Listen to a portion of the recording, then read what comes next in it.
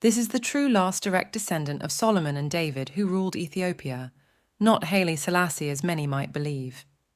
Empress Zewditu, often overshadowed in historical narratives, with her true history either removed or rewritten, stands as a pivotal figure in the continuation of the Solomonic dynasty in Ethiopia.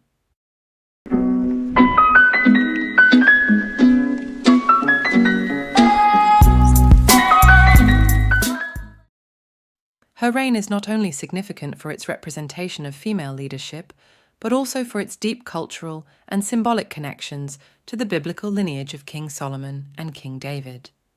As the last direct descendant in this revered lineage, her role was seen as the culmination of centuries of royal heritage, rightfully placing her as a sovereign of the southern kingdom historically known as Judah, a region which colonial powers rebranded as sub-Saharan Africa.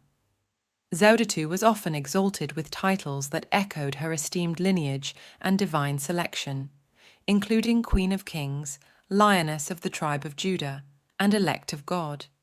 These titles underscored her perceived role not just as a monarch, but as a spiritual and national symbol.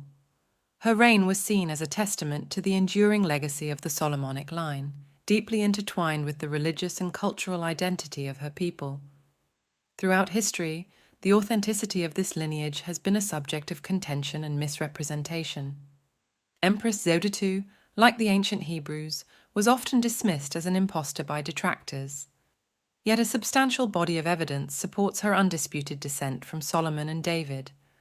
Contrary to popular narratives that frequently highlight Emperor Haile Selassie's introduction of non-traditional elements into the dynasty, Zewditu's lineage and her adherence to traditional values emphasize a continuity that has been largely omitted from Western historical discourse.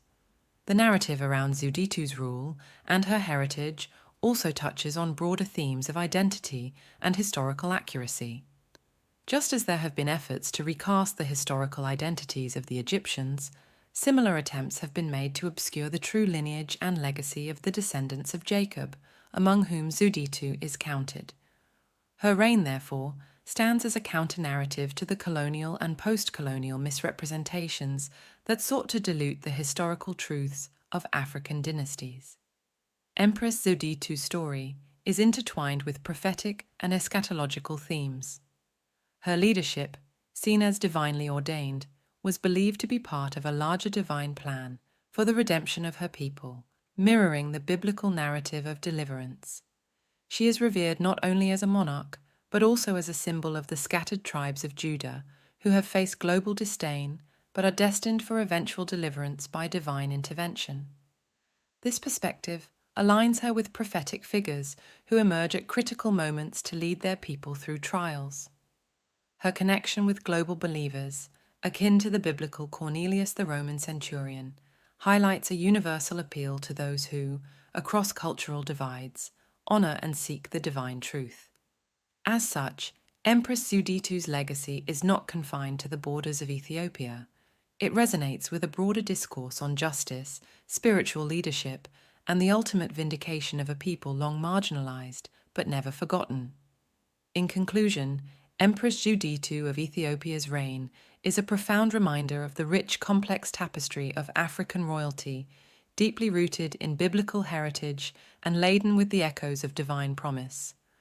Her story is a clarion call to re-examine the narratives we accept, challenge the erasures of history, and recognize the enduring strength of a lineage that has shaped not only Ethiopia, but also the broader historical and spiritual landscapes of the world.